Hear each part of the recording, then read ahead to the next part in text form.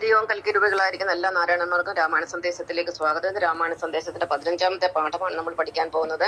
രാമായണത്തിലെ 2ാമത്തെ അധ്യായമായ അയോധ്യാകാന്ഡത്തിലെ ശ്രീരാമാഭിഷേക ആരംഭം എന്ന ഭാഗത്തെ ശ്ലോകങ്ങളാണ് ഇന്ന് നമ്മൾ പഠിക്കാൻ എടുത്തിരിക്കുന്നത്. ആദ്യ ശ്ലോകം എന്താണെന്ന് നോക്കാം. ശിക്ഷണല്ലോ ഭവാൻ ആചാര്യനേഷ ഞാൻ ശിക്ഷിക്ക വേണം ജഗദ്ധിതാർത്ഥം പ്രഭു സശാചരാചരാചാര്യനല്ലോ ഭവാൻ ഓർക്കിൽ പിതൃണാം പിതാമഹനും ഭഗവാൻ സർവേഷു ഗോചരനായന്തരാമിയ സർവ്വജഗത്തേന്ദ്ര വാഹകനായി നീ ശുദ്ധതത്വാത്മകമായ ഒരു വിഗ്രഹം തൃത്ത നിജാധീന സംഭവനായുടെ മധ്യവേഷേണ ദശരഥപുത്രനായി പൃഥ്വിതലേ യോഗമായ ആചാദനം. ഇവിടെ ശ്രീരാമചന്ദ്രന്റെ ഗുരുവായ വസിഷ്ഠ മഹർഷി രാജകൊട്ടാരത്തിലെ ആളുകളോട് ശ്രീരാമചന്ദ്രന്റെ ജന്മരഹസ്യം വെളിപ്പെടുത്തുന്ന സന്ദർഭമാണിത്.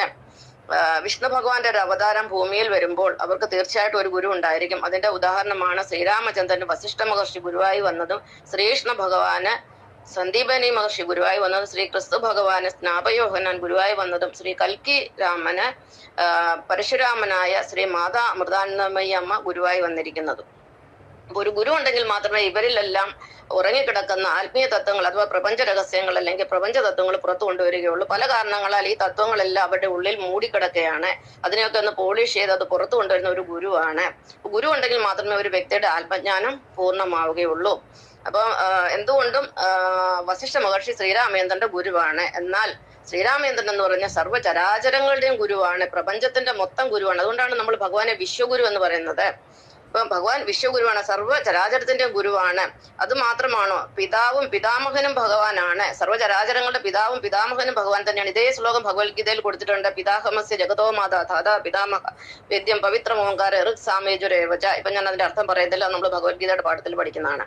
അപ്പം ഇവിടെ പറയുന്നുണ്ട് പിതൃനാം പിതാമഹനും ഭവൻ. അത് വസിഷ്ഠ മഹർഷിയുടെ അച്ഛനാണ് ബ്രഹ്മാവ്. ബ്രഹ്മാവിനെ സൃഷ്ടിച്ചാരാണ്? നാരായണനാണ്. അപ്പൊ പിതാവുമാണ് പിതാമഹനുമാണ് ഭഗവാൻ നാരായണൻ, അതായത് ശ്രീരാമചന്ദ്രന്. പിന്നെ ഭഗവാൻ അഗോചരനാണ്. മറ്റുള്ളവർക്ക് കണ്ണിലൊന്നും ഭഗവാനാണെന്ന് മനസ്സിലാക്കി. ഇപ്പൊ നിങ്ങൾക്ക് ഒരു അവതാരത്തിന് മുന്നിൽ വന്നപ്പോൾ നിങ്ങൾക്കത് മനസ്സിലാക്കാൻ സാധ്യമല്ല, കാരണം അതിന് ആത്മജ്ഞാനം ഉണ്ടെങ്കിലേ പറ്റുകയുള്ളൂ. അപ്പൊ ഭഗവാൻ അഗോചരനാണ്, ആർക്കും ഗോചരീഭവിക്കുന്നില്ല, കാണാൻ സാധിക്കുന്നില്ല, അന്തര്യാമിയാണ്, എല്ലാവരുടെയും ഉള്ളിൽ വസിക്കുന്നു.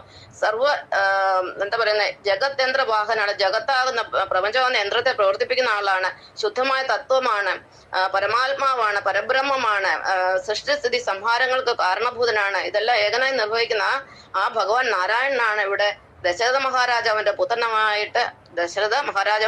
പുത്രനായിട്ട് ഭൂമിയിൽ അതായത് പൃഥ്വിതലത്തിൽ വന്ന് അവതരിച്ചിരിക്കുന്നത്. അത് യോഗമായ കൊണ്ട് അവതരിച്ചിരിക്കുകയാണ്. ഇതൊരു മായാരൂപിയാണ്. ഭഗവാന്മാരെ നമുക്ക് ഒരിക്കലും തിരിച്ചറിയാൻ പറ്റത്തില്ല. ഒരു യഥാർത്ഥ രത്നവ്യാപാരിക്ക് മാത്രമേ ഒരു യഥാർത്ഥ രത്നത്തെ തിരിച്ചറിയാൻ സാധിക്കുള്ളൂ. അതുകൊണ്ട് ഈ അവതാരങ്ങളൊക്കെ ഭൂമിയിൽ വന്നു കഴിഞ്ഞാൽ മനുഷ്യർക്ക് തിരിച്ചറിയുന്ന വളരെ ബുദ്ധിമുട്ടാണ്.